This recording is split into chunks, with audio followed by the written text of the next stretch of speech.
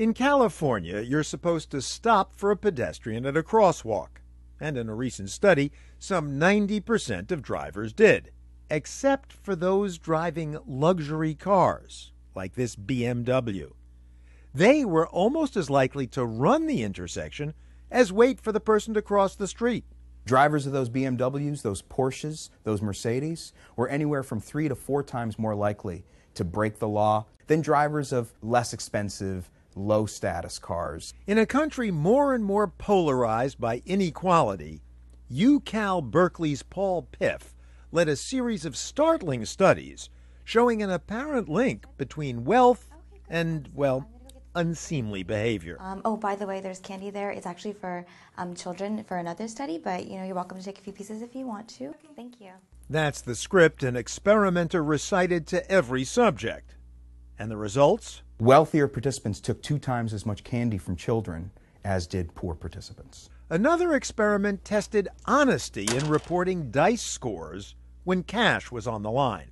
People all the way at the top who made $150,000, $200,000 a year were actually cheating 4 times as much as someone all the way at the bottom who made under $15,000 a year just to win credits for a $50 cash prize.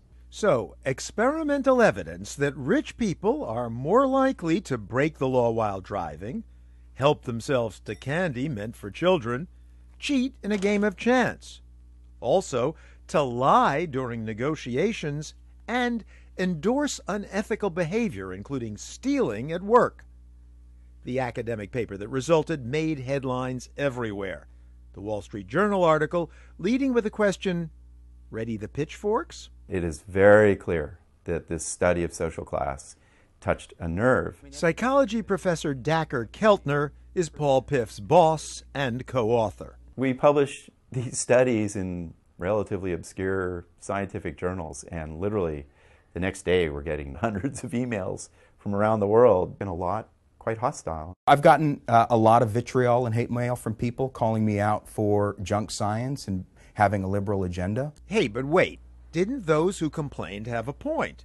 That the research was done at a famously, some might say infamously, liberal university. Hey, they're in Berkeley. What other results did you expect them to get? I regularly hear the Berkeley idiot scientist who's finding what they expect to find. Let me tell you, we did not expect to find this. Our findings apply to both liberals and conservatives. It doesn't matter who you are. If you're wealthy, you're more likely to show these patterns of results. Results consistent across 30 studies he's run on thousands of people all over the United States. So what is it about wealth that might make people behave differently? What are we doing here? We're playing a game of Monopoly that's rigged. This game is typical of another kind of experiment Piff likes to run. Instead of studying actual rich people, Piff gets subjects to feel rich in the lab. The designated Monopoly money bags starts with a few legs up. $2,000 versus the poor man's $1,000. An upscale playing piece, the rolls, versus an old shoe. The right to toss 2 dice instead of just 1. 2, I've got snake eyes. I'm on a Meaning I, assigned the role of rich person, get an extra turn. but I roll again because I've got Yep, because you roll doubles. 6. So 1, 2, 3, 4, 5, 6, and that's Tennessee Avenue, and of course I'll buy that. Meanwhile, poor Paul Piff. I only get to roll 1 die, and as it says here, when I pass go, I collect a lower salary. I collect $100. Here's your 1 die. Great, thanks so much. Yeah, sure. I can't roll doubles. I don't get opportunities to move very far along the board. Piff has run this experiment with hundreds of people on the Berkeley campus. The rich players are determined randomly by coin toss, the game rigged so they cannot lose. And yet, says Piff, despite their presumably liberal bent going in, when we asked them afterwards, how much do you feel like you deserved to win the game? The rich people felt entitled. They felt like they deserved to win the game. And that's a really incredible insight into what the mind does to make sense of advantage or disadvantage. So even though a subject like myself is just play acting, You consistently find that I begin to attribute success to myself, even though it's a coin flip that got me on this side of the board as opposed to that. You, like a real rich person, start to attribute success to your own individual skills and talents, and you become less attuned to all of the other things that contributed to you being in the position that you're in. How is the American dream achieved? PIF is part of a team headed by Dacher Keltner that studies the psychological effects of both absolute and relative poverty and wealth. We can also ask, do people believe in this dream? What they're studying is economic inequality, which, as our viewers probably know, is as high as it's been in almost a century in this country. There are new data coming out on a daily basis from top laboratories showing no matter how you look at it, the effects of inequality are pernicious upon things like bullying on school playgrounds, the quality of your physical health, how you handle disease. What's somewhat surprising, says Keltner, is that even the haves suffer. One of the things that Wealth and Money does is it comes with a set of values and if you want a deeper ideology, and one of them is generosity is for suckers, right? And greed is good. But it turns out there are a lot of new data that show if you're generous and charitable and altruistic, you'll live longer, you'll feel more fulfilled, you'll feel more expressive of who you are as a person, you probably will feel more control and freedom in your life. Of course, there are plenty of wildly generous rich folks. Just look at the growing list of billionaires who've pledged to give the bulk of their fortunes to charity.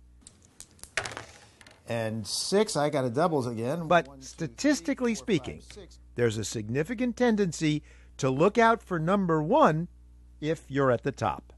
What do I got? Oh, you got a get out of jail free card. Oh, excellent. That's very nice.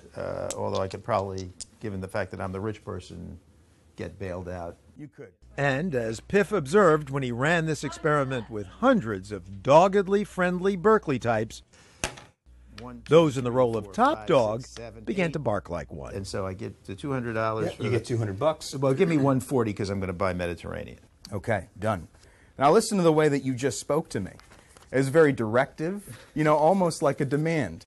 But we found consistently with people who were the rich players that they actually started to become, in their behavior, as if they were like rich people in real life. They were more likely to eat from a bowl of pretzels that we positioned off to the side. They ate with their mouths full, so they were a little ruder in their behavior to the other person. While I was thanking God no pretzels were present, PIF continued.